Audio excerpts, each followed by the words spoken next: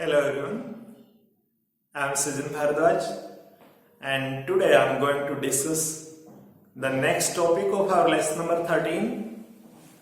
Lesson number 13, you know, the name is Magnetic Effects of Electric Current, and today we shall try to have some discussion regarding the relationship between the magnetism and electricity. We shall try to find out कि is there any relationship between the magnetism and electricity, magnetism और current, यानी current pass होने पर क्या magnetism पैदा होता है या मैग्नेटिज्म की वजह से करंट में कोई प्रोडक्शन जैसी बात बन पाती है.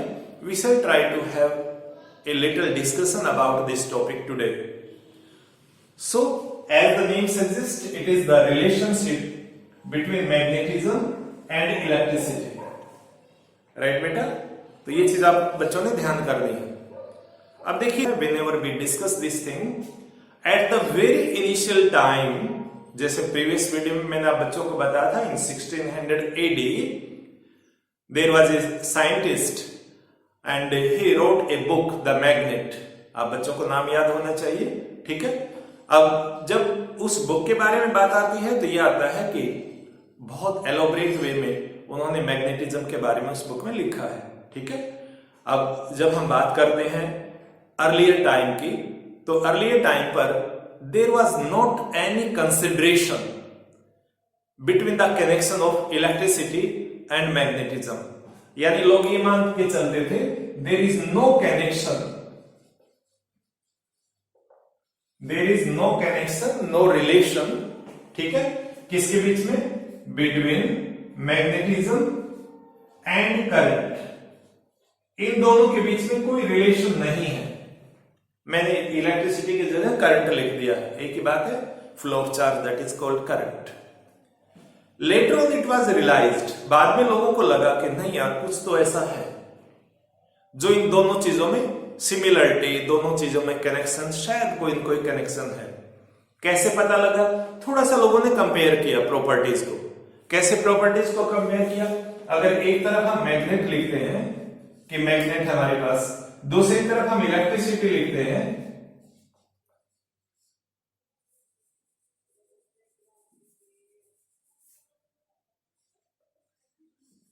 तो इन दोनों में एक कंपैरिजन पॉसिबल है. और वो कंपैरिजन क्या पॉसिबल है बेटा? सबसे पहली बात, जब एक मैग्नेट को देखते हैं तो a magnet has two poles. Magnet में कितने पोल होते हैं? दो पोल होते हैं. इलेक्ट्रिसिटी में कितने चार्ज होते हैं? Two charges. तो ये आई हमारे पास फर्स्ट सिमिलरिटी. दूसरी सिमिलरिटी है कि लाइक पोल रिपेल, एक दूसरे को रिपेल करते हैं. और यही चीज तो हमारे पास इलेक्ट्रिसिटी में भी है. क्या है? Like charge repel each other, एक दूसरे को रिपेल करते हैं. पॉजिटिव कभी पॉजिटिव के पास नहीं आता, नेगेटिव कभी नेगेटिव के पास नहीं आता.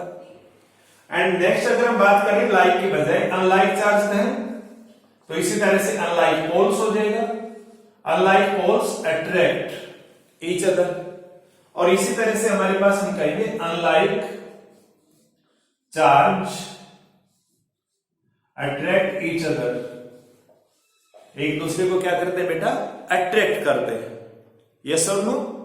इस in the same way there are certain materials, जैसे स्टील होता है हमारे पास, वी कैन मैग्नेटाइज इट. तो सर्टेन मटेरियल को मैग्नेटाइज किया जा सकता है. इसी तरह से हमारे पास इलेक्ट्रिसिटी की फील्ड की बात करें तो certain substances can be charged. तो नेक्स्ट लिखेंगे certain material can be magnetised.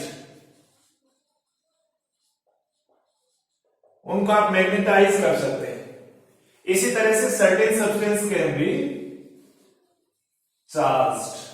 कैसे? By rubbing. कौन से प्रोसेस से? रबिंग से. याद करिए, आप लोगों ने किया हुआ है. आप एक प्लास्टिक का आइटम लेते हैं, प्लास्टिक स्केल किया होगा आप लोगों ने लोअर क्लासेस में. एक पॉलीथीन को लेकर के अपनी बाजू में रगड़ते हैं। अगर एबोनाइट और एग्जैक्ट मैं बात करूं, ebonite and woollen cloth, silk cloth and glass rod, वहां पर चार्जिंग की बात की थी रबिंग से। तो रबिंग से हम चीजों को चार्ज कर सकते हैं।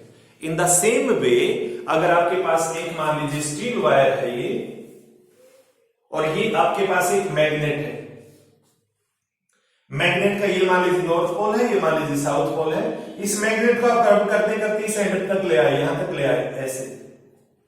उसके बाद आप इसको उठाइए, वापिस यहां रखिए, फिर अभी करते जाइए। And when you will do it 30 to 40 times, 30-40 बार करने के बाद आपको बड़ी हैरानी होगी कि आपका वो जो स्टील वाला मटेरियल है that also gets magnetized. Iron nail तो बड़े इजीली हो जाएगा, स्टील को अवॉइड कर दीजिए, आयरन नेल आप ले सकते हैं, दैट कैन बी मैग्नेटाइज। तो जैसे आयरन को मैग्नेटाइज किया जा सकता है, इसी तरह प्लास्टिक को चार्ज किया जा सकता है। तो ये फिर एक और सिमिलरिटी होगी। इसी तरह से मैग्नेट कुछ डेफिनेट चीजों को अपनी ओर अट्रैक्ट करती है। इन the same way charged item क्या करते हैं? Charged item also attract the surrounding materials. अगर आप एक स्केल को रबिंग करके अपने हेयर में चार्ज कर लेते हैं और उसके पास डस्ट या स्मॉल पेपर पीसेस लेकर के आते हैं, you might have seen they attract each other, एक दूसरे को अट्रैक्ट करते हैं। सो ये सारी बातें जब सामने आई तो पता लगा कि भाई there must be some connection, कि कोई तो रिलेशन हो सकता है, लेकिन प्रूव नहीं हो पा रहा था। एक्सीडेंटली प्रूव नहीं हो पा रहा था, बट एक बहुत अच्छा एक्सीडेंट हुआ। अब आप कहेंगे सर एक्सीडेंट में भी क्या अच्छा होता है? हमारी साइंस में बेटा बहुत सारे केस ऐसे हैं जहां पर एक्सीडेंट से बढ़िया बढ़िया रिजल्ट निकले, क्योंकि साइंटिस्ट लोग लगे रहते हैं, ट्राई करते रहते हैं, और ट्राई करते करते सडनली कोई बढ़िया रिजल्ट निकलाता है, तो उसको मानते हैं एक्सीडेंटली। इंटेंसली वो काम नहीं कर रहे। याद करो एक बार हमने चैप्टर 4 में आप बच्चों को बताया था, ठीक है, एक पर्टिकुलर साइंटिस्ट के बारे में, जो जर्मन साइंटिस्ट थे, जर्मन केमिस्ट थे, और उन्होंने एक्सीडेंटली यूरिया को इन्वेंट कर दिया, डिस्कवर कर दिया, प्रिपेयर कर दिया लैब में। प्रिपेयर कुछ और ही कर रहे थे, एक्सीडेंटली यूरिया हो गई, तो कॉन्सेप्ट खत्म हो गया। कौन सा कॉन्सेप्ट खत्म हो गया बताइए? There was a vital force theory जो रिजेक्ट हो गई थी। तो ऐसे ही आपकी बुक में एक साइंटिस्ट का नाम है mister Hans Christian Oersted. He survived from 1777 to 1851. It is the time. In 1820, आपने ये याद रखना बच्चे, he was doing some experiment in his lab. Mr. Hans Christian Ørsted को माना जाता है कि he was a very very prominent scientist of 19th century. 19th century के बहुत prominent scientist हुए वो, और उन्होंने 1820 में he was doing some experiment in his lab, अपनी लैब में एक एक्सपेरिमेंट कर रहे थे।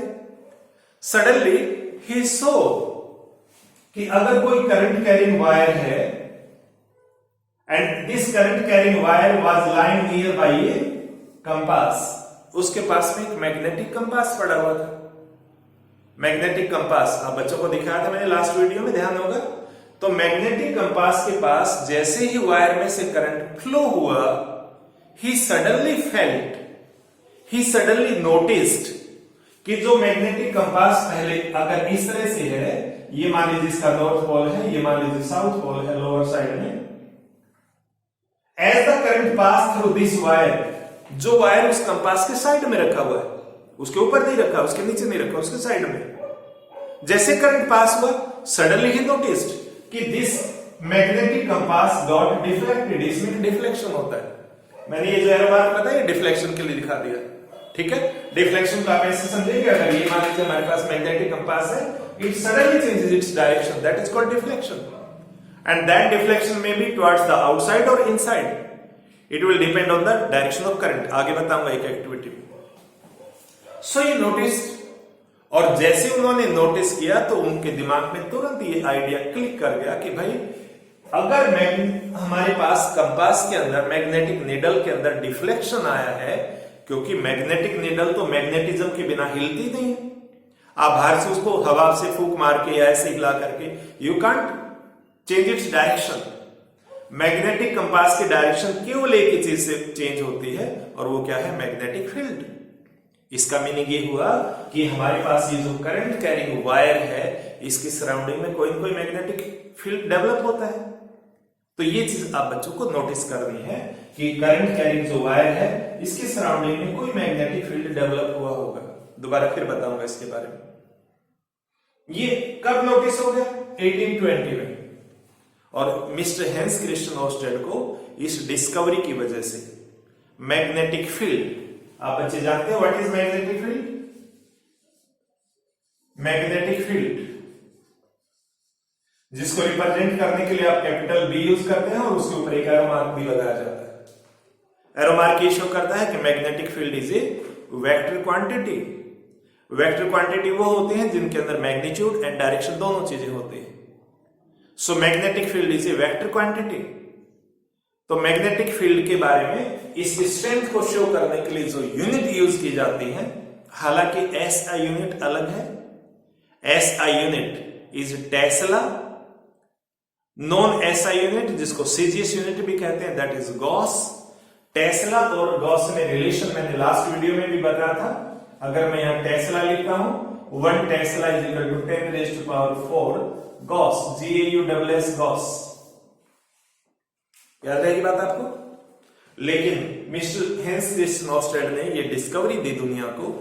उन्होंने पहला आइडिया दिया कि मैग्नेटिज्म और करंट में रिलेशन है। तो मैग्नेटिज्म से मैग्नेटिक फील्ड बना। तो मैग्नेटिक फील्ड की एक यूनिट ऑर्स्टेड के नाम पर भी रखी जाती है, OERSTED, oersted. That is also the unit of magnetic field, right. अब मैग्नेटिक फील्ड क्या है ये बच्चे आप जानते हैं। The space around a magnet is called magnetic field.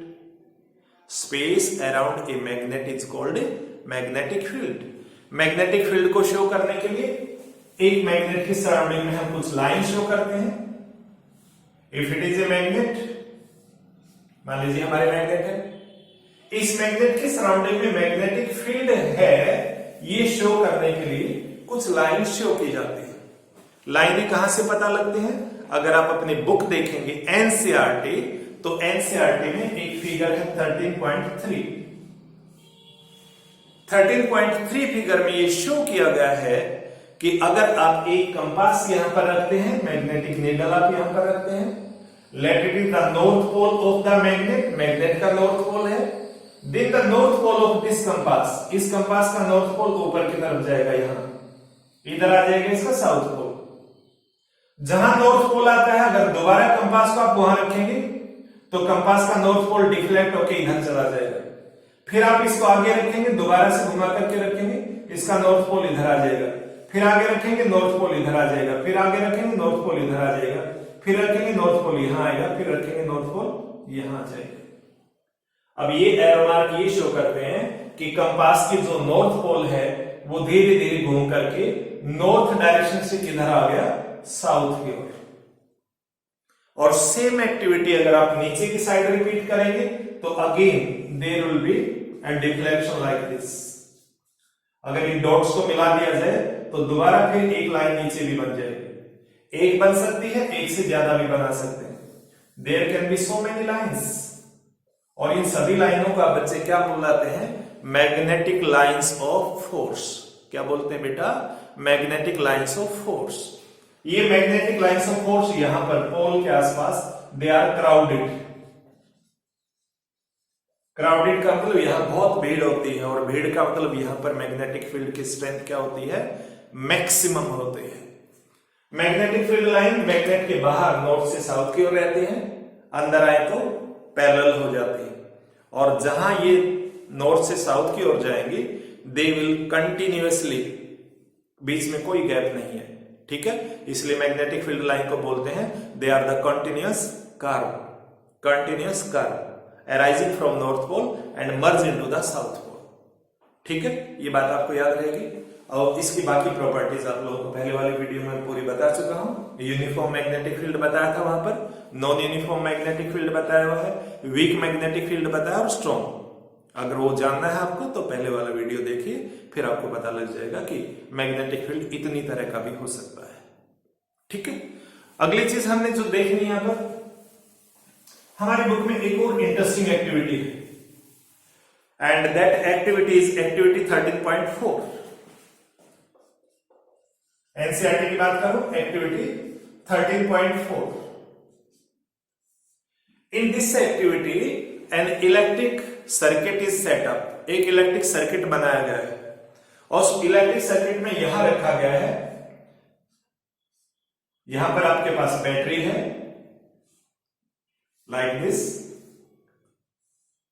और इस पर्टिकुलर एरिया में यहां पर एक कंपास रखा गया है। जब हम बुक को पढ़ेंगे तो you will find that this is the electric circuit, and इस इलेक्ट्रिक सर्किट में एक लंबा आपका कंडक्टिंग वायर है, that is a copper wire.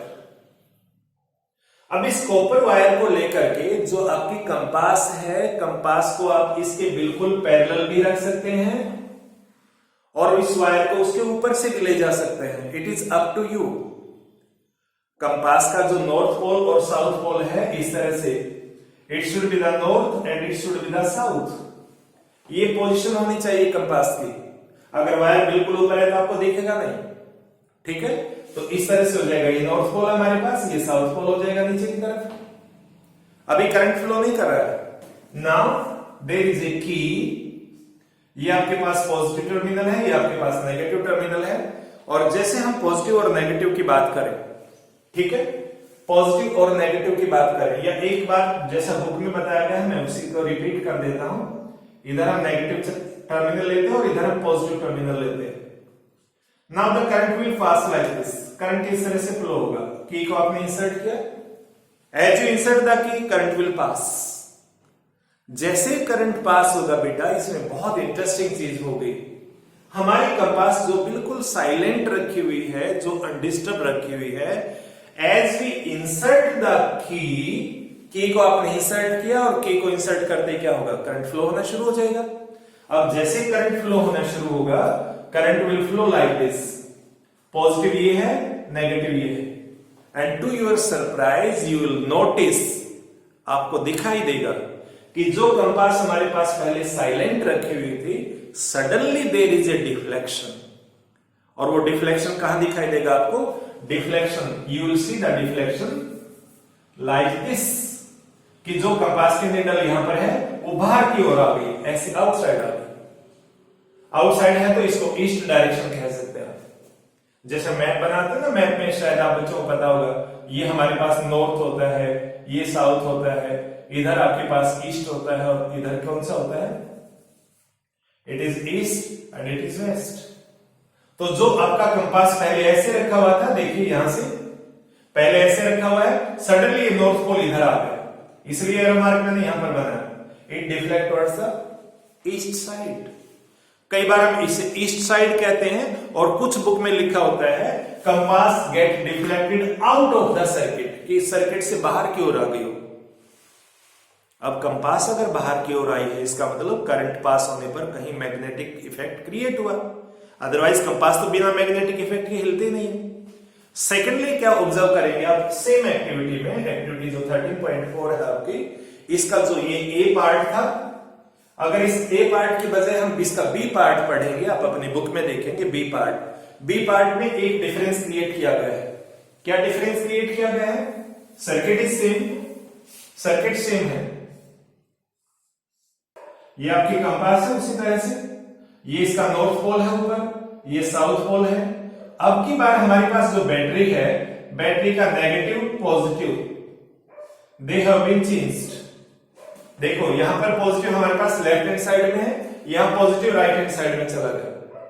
अब जैसे आप की को इंसर्ट करेंगे, as you insert the key, last time हमारे पास करंट आ रहा था इधर से इधर, लेफ्ट से राइट, अब की बार क्या होगा, it will go right to left, right to left, and to your surprise this compass, जो कंपास पिछली बार बाहर की ओर निकलाई थी, ईस्ट डायरेक्शन की ओर निकलाई थी, अब की बार वो किधर निकलती है, वेस्ट डायरेक्शन, ठीक है।